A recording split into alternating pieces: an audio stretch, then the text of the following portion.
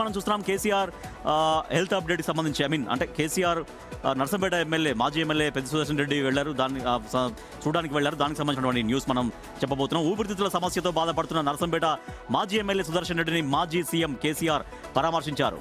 యశోద హాస్పిటల్కి వెళ్లి ఆయన ఆరోగ్య పరిస్థితిపై వైద్యులు కుటుంబ సభ్యులను అడిగి తెలుసుకున్నారు కేసీఆర్. పల్మరీ థాంబ్రోసిస్తో బాధపడుతున్న సుదర్శన్ రెడ్డిని నిన్న మెరుగైన చికిత్స కోసం హైదరాబాద్ యశోద ఆసుపత్రికి తరలించారు. ప్రస్తుతం ఆయనకు వెంటిలేటర్ పైనే చికిత్స కొనసాగుతోంది. సుదర్శన్ రెడ్డి ఆరోగ్యం నిలకడగా ఉంది అని స్పెషలిస్ట్ డాక్టర్లు నిరంతరం పర్యవేక్షిస్తున్నారని మాజీ ఎంపీ బి వినోద్ చెప్తున్నారు.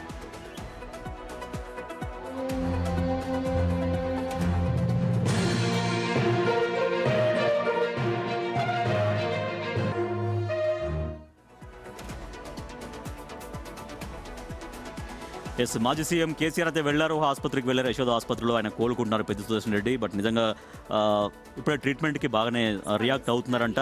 ఆయన క్షేమంగా తిరిగి రావాలి, తిరిగి ప్రజా జీవితంలోకి రావాలని మనం కూడా విష్ చేద్దాం. ఇక